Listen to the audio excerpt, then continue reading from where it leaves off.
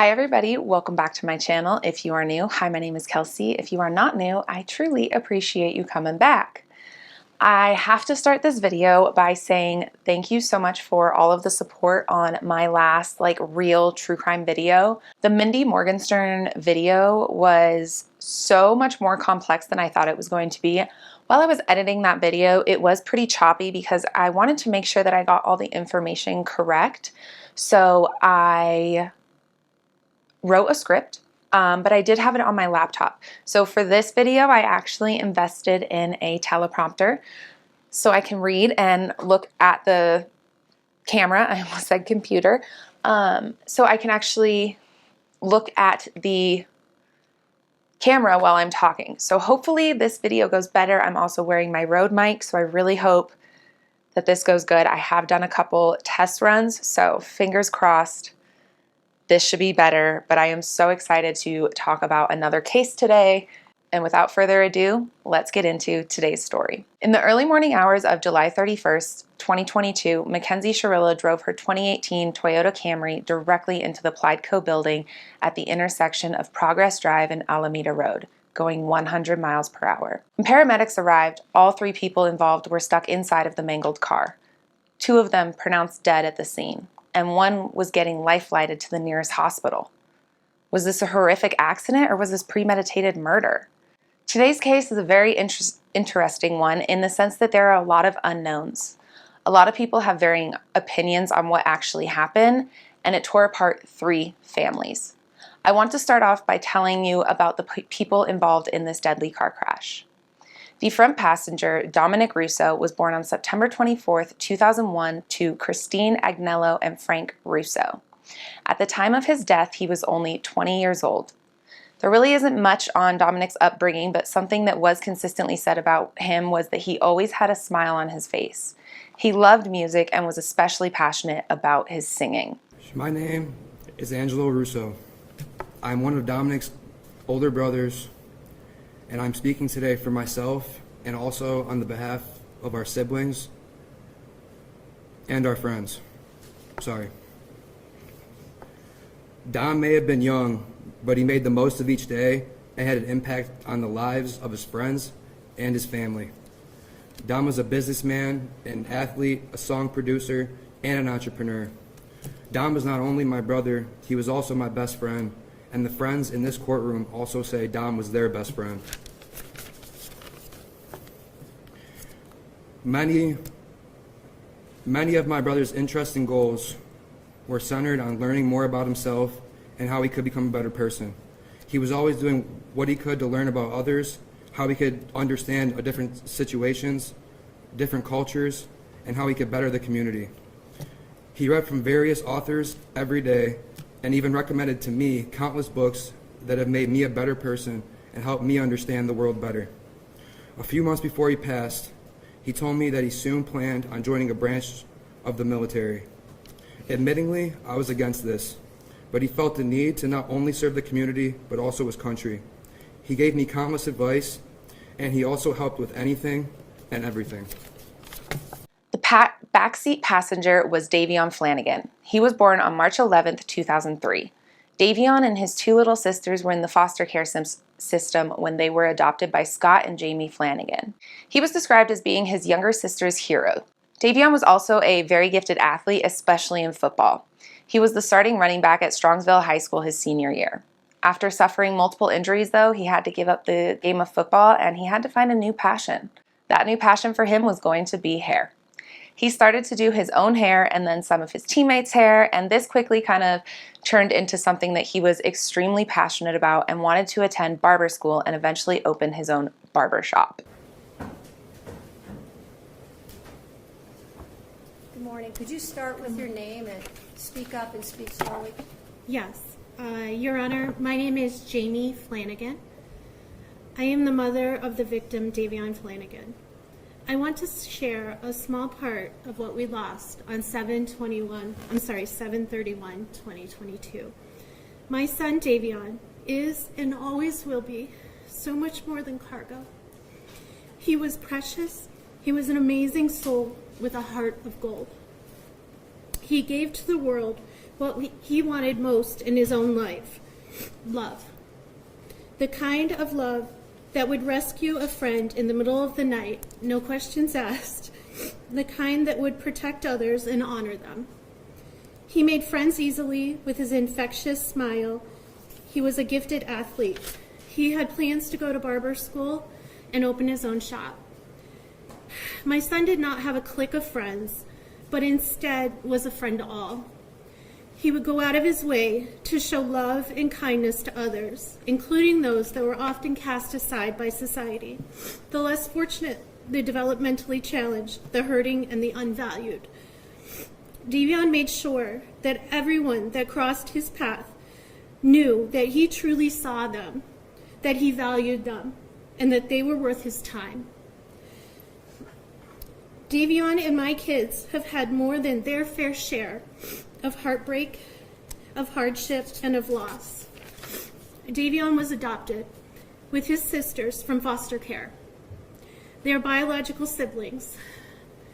We are honored to be chosen, or to have been chosen, to be their parents. Hello, could you start with your name? Hi, Your Honor. My name is Davion Flanagan. Davion was my older brother. The passing of Davion Markel Flanagan has been very difficult for me. We have gone through everything together since day one. Davion was a big brother to me and my younger sister, Delia. We all got adopted together in 2012. After Davion passed away, a lot of trauma and past pain has came into my life, causing it to be difficult to heal from this trauma event, or this traumatic event. Davion was not just a big brother to me, but a role model in many ways. He was the person I trusted the most because he made me feel safe. He taught me the importance of cherishing each moment and enjoying life. The memories we have are strong, but losing him has shown me the value of life. And then there was the driver of the vehicle, Mackenzie Shirilla. At this time of the crash, she was only 17 years old. I couldn't find too much about Kenzie either, but it does seem that from her social media presence online, she kind of wanted to portray that she was some sort of bad girl that got away with everything. On the night of July 30th into the early morning hours of July 31st, 2022, the three of them were over at a friend's house in Strongsville, Ohio. This is a suburb right outside of Cleveland. It is said that at this friend's house, they were smoking some weed and kind of partying a little bit. At some point, Mackenzie and her boyfriend at the time, Dominic Russo, had decided that they wanted to leave. As they got into the car that night, Mackenzie got behind the wheel, Dominic in the passenger seat, and Davion in the back. At around 5:30 a.m., Shirilla is seen turning right onto Progress Drive. And then in the next camera shot, you can see the car fly by and crash into the Plideco building just off the camera at the end of the road.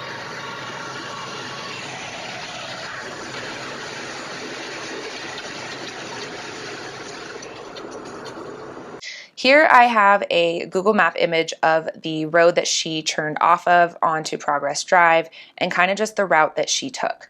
So the first light, you could see her turning right and she is driving down Progress Drive. This kind of long road that goes all the way into the dead end of that like orange location dot, that is the Plideco building that she crashed into. Where I am circling here is my guess of where the car actually crashed. I also did want to get a like standing view of what that road looked like. So we are going down Progress Drive here and we are going toward the Plideco building. So this was actually the last thing that these people saw. That blue tarp that you can see right there that I'm kind of going towards, that is where her car actually hit.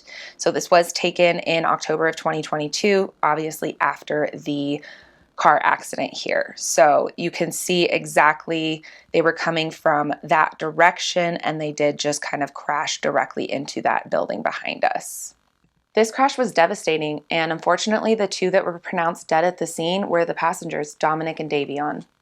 Their bodies were still stuck inside of the car when the paramedics arrived. Mackenzie was also stuck inside the wreckage, but she was alive. She was just unconscious and in really bad shape. They carefully removed her from the mangled car and life-flighted her to the nearest hospital. At the scene, investigators noticed that there were mushrooms and a scale that were found near where Shirilla was found. They had also noticed that before she was removed from the car, she was wearing fuzzy Prada slippers with her foot still fully pressed down on the gas pedal. Having seen all of these items and the state of her foot still pressing down on the accelerator, This had detectives starting to question if this really was just an unfortunate accident or not. Not long after the crash, Mackenzie was conscious and she was speaking to officers. In fact, once officers told her what had happened, she asked, and I quote, if they could just suspend her license for 10 years. This immediately told detectives that Mackenzie showed absolutely no remorse for having taken the lives of her boyfriend and his best friend. Now, they wanted to look into this collision even more than before. They wanted answers. Through talking to Mackenzie, Dominic, and Davion's friends and family, they learned that the relationship between Mackenzie and Dom may not have been this fairy tale that she was trying to sell. They discovered that Mackenzie had made multiple threats to Russo in the months prior to the crash. One of those arguments happened on July 17th, 2022, just 2 weeks prior to his death. During an argument that they were having, Dominic had called his mom asking her to come pick him up.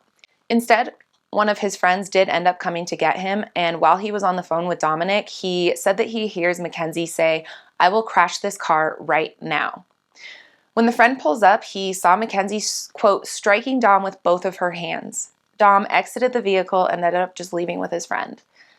Now, this statement cannot be proven because it is just the statement of one friend, but I did think that it was an interesting piece. If true, it really could say a lot in just one encounter. Another big fight between the couple also happened in July of 2022. This time, Dominic had actually recorded a portion of it. The video starts after the couple have already gotten into some sort of altercation. In this video, Mackenzie was heard repeatedly degrading Dominic, threatening him, and damaging his property, all while banging on the door and demanding to be let in. Dominic didn't want her inside of his house, and he was heard trying to calm Mackenzie down, but it wasn't working. She was heard threatening to key his car, break off the door handle, and then verbally counted down multiple times in an attempt for him to let her in, all while saying, "You're going to open this door right now or there's going to be a serious fucking problem." He only stopped recording this altercation so that he could call his mom and let her know what was happening. You're telling me to key my car, telling me to break the door. Key your car and you do not let me in the house. You're going to key my car. If you don't let me in the house, yes. Threaten his property. After hearing about this tumultuous relationship between Mackenzie and Dominic, investigators felt pretty strongly that this accident could have happened because of that relationship. They believed that Mackenzie ended Dominic's life on purpose and Davion just happened to ask the wrong person for a ride home. And on November 4th of 2022, Mackenzie Shirilla was arrested and charged with 4 counts of murder, 4 counts of felonious assault, 2 counts of aggravated vehicular homicide, 1 count of drug possession, and 1 count of possessing criminal tools. During this investigation, detectives were able to obtain that video surveillance footage of Mackenzie's car traveling extremely fast before colliding with a building at the end of the road. While watching this videos, investigators noticed that Mackenzie is driving perfectly fine while approaching the stoplight to turn right onto Progress Drive. She even used her blinker and took the corner at a controlled and slow speed. The very next footage we have is of Shirilla's Camry flying down the street. After watching this video, detectives noticed something very important. They noticed that they never see the brake lights light up. She never tried to stop. She never even touched the brakes. Prosecutors said that this video was clear evidence that Mackenzie acted with purpose and intent by revving her car to 100 miles per hour before smashing into the building at around 5:30 in the morning. This is the type of evidence you can never unsee. You can never forget the visual or audio of this exhibit. It is chilling and tragic. As you review that exhibit, you know that you are watching the oncoming deaths of 2 people, and there is nothing that will stop it. The video clearly shows the purpose and intent of the defendant. She chose a course of death and destruction that day. Exhibit 802 crystallizes the deadly decision-making of the defendant. She morphs from a responsible driver to literal hell on wheels. While detectives were gathering evidence for their case to prosecute Mackenzie, she ended up being held for months before her arraignment trial even began. In the arraignment hearing, this is when Mackenzie will either enter a plea of guilty or not guilty. In April of just this year, Mackenzie attended her arraignment trial via Zoom. She pleaded not guilty to all of the charges and her bail was set at $500,000, as well as the judge issuing a no-contact order between her and the victims' families. Then on July 19th, the prosecution offered her a plea deal. They wanted her to plead guilty to the 2 counts of murder and 1 count of drug possession. She denied this plea offer, even though she knew that she would be tried as an adult, could be found guilty with all of the charges, and that could put her in prison for the rest of her life. Thank you, Your Honor. At this time, the state has provided full disclosure of discovery. I have received an offer from the defense, and my supervisors marked this file. The state's proposed resolution to the case would be for the defendant to plead guilty to counts 3, 4, and 11 as charged. Counts 3 and 4 are both titled murder. They are murder B under 2903.02B. Count 11 is drug possession of felony of the 5th degree under 2925.11A. That's correct, Your Honor. I went on Monday and discussed this at great length with Mackenzie the week before that, with her parents present, talked with her today, and it's her desire that she does not want her to plead to 2 counts of murder. Since Mackenzie did deny the plea agreement, that meant that this case would have to go to court. Instead of a regular court proceeding, they opted for a bench trial. A bench trial is basically when the judge is actually judge, jury, and executioner. There is no jury, and there is no jury selection process, which can exponentially speed up the trial process. The judge is the one that will find Mackenzie innocent or guilty and what her sentencing should be. Unfortunately for Mackenzie, she got Judge Margaret Russo. No relation to Dominic Russo. Judge Russo, she was known for being a very tough judge and handing out some really tough sentences. On August 7th, 2023, Mackenzie's bench trial began, and 4 days later, a verdict was reached. Before I tell you what that verdict was, I want to share the arguments that were made by both sides in the court. With this case, there really is a lot of different ways that you can interpret the evidence, and I'm very curious to see what you guys think after everything is presented. A lot of the evidence that was provided by the prosecution was them trying to show you who they really thought Mackenzie was. One of those pieces of evidence was that TikTok that she had posted to her page. We aren't sure on the exact timing of when it was posted, but we do know that it was right around the same time as the crash. I'm not even cool. I'm just one of those girls that can do a lot of drugs and not die. In this TikTok, she clearly boasts about being the girl who can just do a lot of drugs, and I think that the prosecution was hoping that this would also speak to Mackenzie's character. Also, while Mackenzie was recovering in the hospital, she made some comments on one of her Instagram posts. These comments are made by Mackenzie and her mom responding to a company called Vitally. Shortly after the crash, Strongsville police were notified that they had received concerning emails from the community that the defendant and her mother were seeking employment with the Los Angeles modeling agency. Mackenzie Shirilla said to Vitally, "Thank you for the comment. I would love to work with you guys. I've been emailing you guys a lot. Such a great opportunity. Thank you." Is there a date? There is not a date on this, Your Honor. Based on the investigation, it was delivered to the police while the defendant was still in the Metro Health Hospital. These comments made by Mackenzie and her mom are absolutely disgusting. You have just been in a severe car accident that took the lives of 2 other people, and you're more concerned with having your modeling career take off? It's disgusting. Mackenzie didn't stop the weird comments there, though. In the weeks following Dominic and Davion's death, Mackenzie made several comments on Dominic's obituary page. The first one was made on August 8th, 2022. "I love you, my nug. I will never stop thinking about you." And then again on August 24th of 2022, "I miss you, nug. I still feel like you're going to walk in the door any second. I miss your laugh, your perfect smile. I feel your energy around me every day.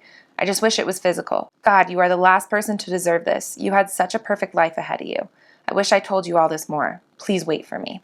A lot of people believe that these comments made by Mackenzie are very insincere, and more of an act than anything else. People believe that these were posted just to try and make herself look like she was mourning more than she even was. Eventually, though, those posts were taken down. More photos that were presented in court showed pictures of Mackenzie and her friends months after the crash going out. They showed a picture of Mackenzie being pushed around in a wheelchair only 3 months after the killings. And in another photo, you can see that her and her friends had dressed up as corpses for Halloween that year. Really just completely idiotic if you ask me. Regardless of if it was an accident, murder, or a failed suicide attempt, this is just completely wrong. Prosecution said that these pictures would paint a picture of someone who was not grieving and was in fact going about their normal life and continuing on like nothing had happened. Mackenzie's mom did try to explain these pictures by saying that she had actually encouraged her daughter to go out because she had been crying in her room for 3 months. Halloween, for 3 months after the accident, she would only wear his clothes. She would only eat the snacks he ate. She would only listen to the music he wrote, okay? She was laying in bed for 3 months crying. There was a shrine of him next to her with photos and things that he liked, and this flower that lights up that he got her because he wanted it to be fresh and alive forever. It's like a little Beauty and the Beast flower. Okay, she's got this shrine of him next to her. So she was crying for 3 months. So her friends asked if she wanted to go out trick-or-treating or Halloween, and it was at OU. And she didn't even want to go. She said, I don't know, should I go? She couldn't even walk yet, barely. So I told her, I said, baby, please go. It's Halloween. You've been laying for 3 months crying, only listening to his music. Please go have just a moment of fun. A moment of fun. So we told her to go. My husband drove her. I brought her back home. She just needed a second of fun from losing her whole world. Her whole world. So that was us. We told her to go. I'm sorry, 3 months is not that long to grieve your boyfriend and friend that you were involved in the crash in. I think that she was allowed to grieve a little bit longer, and I don't think she should have been forced to go out, even though I don't think that she was forced. I just think that that was a really idiotic statement by the mom. So far, the prosecution has been focusing a lot on who Mackenzie was before and after the crash. Now, they had a piece of concrete evidence that proved that this could have been premeditated murder. The route that Mackenzie took that night was not only completely illogical for her to be going that way, she had also never taken this route before, except for 3 nights prior to her driving her car into a building. Prosecution is arguing that this is clear evidence that she had mapped out the route she was going to take that night. Whether she had planned to die in the car crash or not really wasn't clear. But what was clear was that Mackenzie's foot was pushed down on the gas pedal at full capacity with no attempt at hitting the brakes. This proved that she wanted this crash to be fatal. And just as a side note here, but while this case was actually going on, there was a detective behind the scenes creating a reckless driving file on Mackenzie Shirilla, and in this file were 136 items that indicated reckless driving, including a charge for when she posted this picture of her behind the wheel of a car with what looks to be like a joint hanging out of her mouth. So now that prosecution has laid out all of their evidence, it was time for Mackenzie and her lawyers to say their side of what happened. The defense was not going to try and deny what happened because clearly she was driving recklessly. But what they were doing was saying that this was just a horrible accident. And some of those accident explanations did include maybe she tried to avoid hitting something in the road and swerved, or maybe someone else had grabbed the wheel. Or was this a medical condition that caused Mackenzie to actually black out? Mackenzie's mom had shared with the court that she had suffered from a syndrome known as POTS. This is basically a condition where your body is unable to regulate your blood pressure and your heart rate at the same time. This causes a variety of symptoms, but Mackenzie's mom said that POTS can actually cause her daughter to pass out, and this might be what caused her to accidentally crash her car.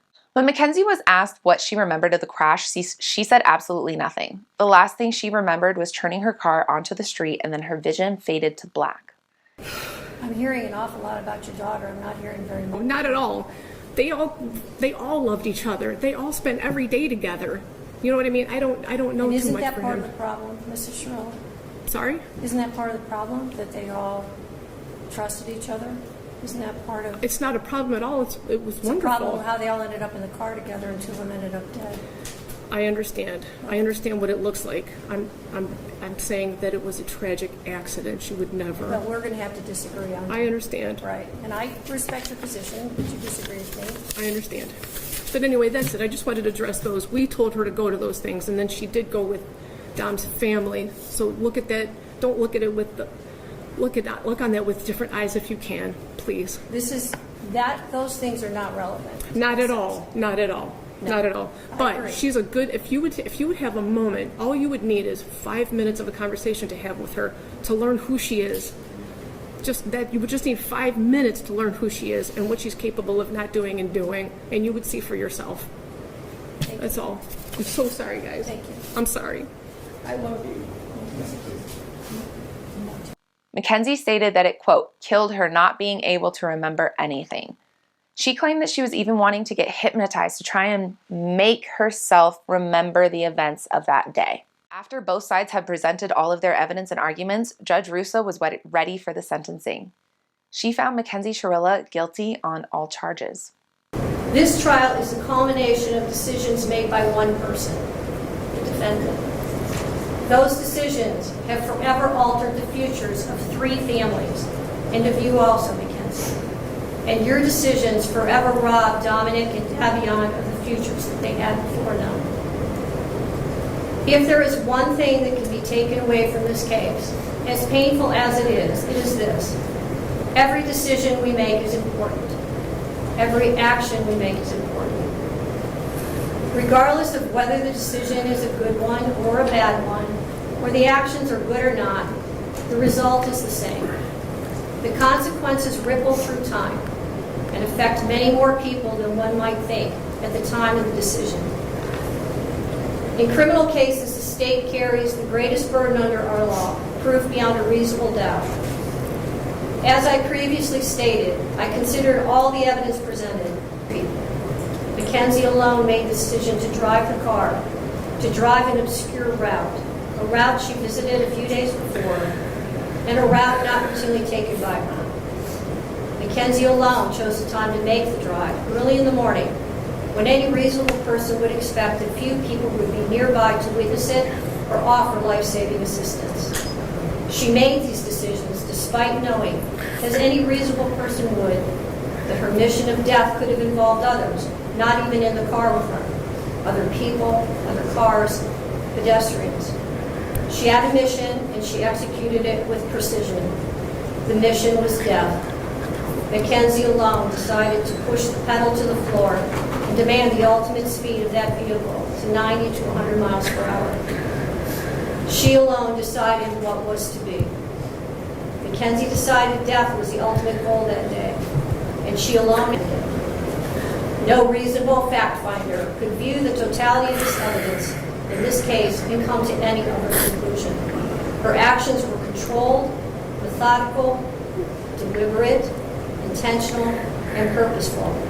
This was not reckless driving in count 1. Count 2.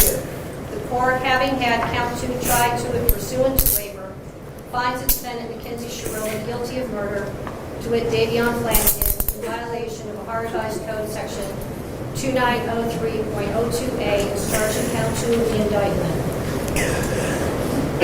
Count 3, murder. The court, having had count 3 tried to it pursuant to waiver, finds the defendant Mackenzie Shirilla guilty of murder, to wit Dominic Russo, in violation of Ohio Revised Code section 29.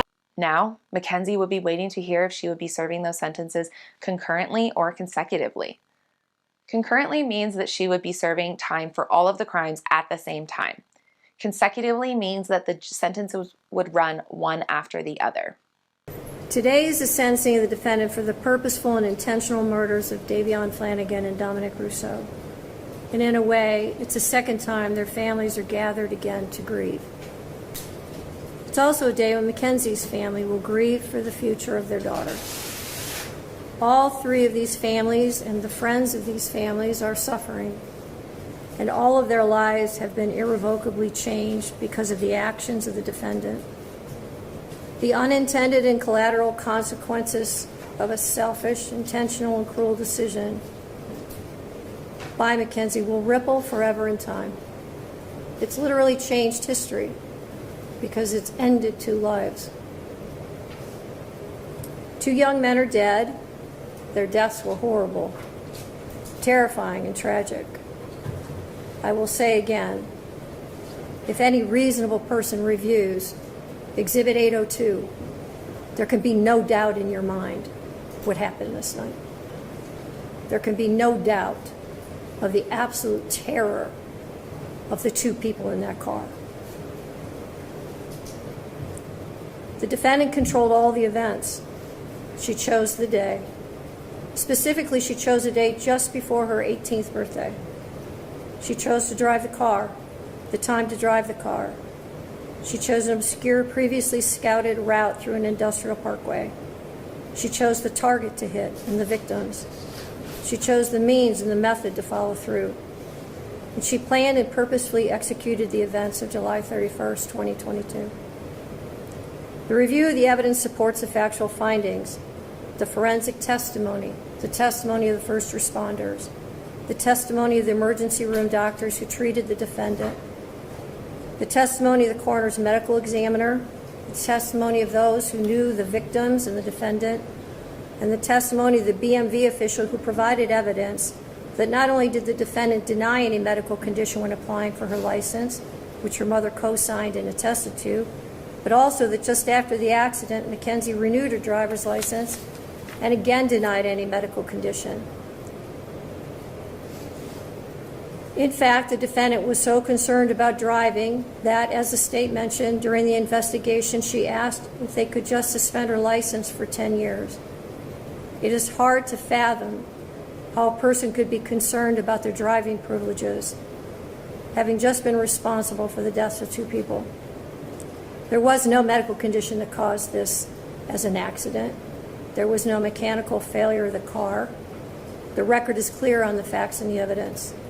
Her mother's uncorroborated statements without any medical testimony or records is not persuasive. It is also important to remember that even if Mackenzie intended to also die in this crash, that is irrelevant. A failed suicide attempt is not a defense to murder. And even in a murder-suicide attempt, when the perpetrator executing the plan survives, the other death or deaths are still murder. There's only one person who's responsible for the pain of everyone in this room, and that person is you, Mackenzie. Nobody else is responsible. This isn't the fault of Dominic's family, or Davion's family, or your family. And I know that each of you have asked your questions to yourselves, what if? What if I had done this or that? The truth of it is, none of us can control the intentions of another. And when there is a purposeful intent to harm or kill someone, it is the perpetrator alone who bears the responsibility for the choice and the consequences and the harm that follows. The difficulty for sentencing today, honestly, is whether or not I believe you should get consecutive sentences. I'm troubled that should I give you a concurrent sentence, that people will believe that somehow I'm being disrespectful to one of the victims. And on the other hand, I have to weigh the punishment. There's a very good likelihood, Mackenzie, that you will spend the rest of your life in prison. That won't be up to me. That will be up to the parole board, and that will be up to you to a great extent. I understand that the pain in this room wants me to impose the harshest sentence, but I don't believe that would be the appropriate sentence, because I do believe that Mackenzie will not be out in 15 years. So she's sentenced on count 2, the murder of Davion Flanagan, 15 years to life. She's sentenced on count 1, the murder of Dominic Russo, 15 years to life, to be served concurrent to each other with credit for time served. I'll waive fines, fees, and costs, and your appellate counsel will be assigned. Are there any questions from the state? No, Your Honor, thank you. Any questions? No, Your Honor. All right, thank you. And this judge decides to make her serve her time concurrently, meaning that she will be serving her time for all convictions at the same time. So that means that she will be eligible for parole in 15 years instead of 30.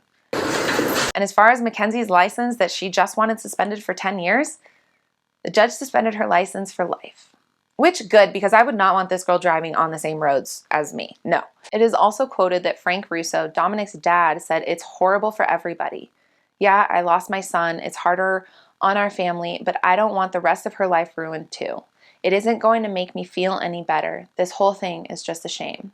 And that, you guys, is the case of Dominic Russo and Davion Flanagan. I am very curious to see what you guys think of this case. Do you agree with the verdict? Do you think this was a fatal accident, or was it cold-blooded murder? I really try not to give my opinion too much, but I do think that her lack of remorse was a huge factor in how things turned out for her. Obviously, the evidence wasn't great for her either, but just the lack of remorse was completely shocking throughout this entire case. I hope you guys enjoyed this video. If you did, please don't forget to give it a thumbs up, and I will see you in my next one.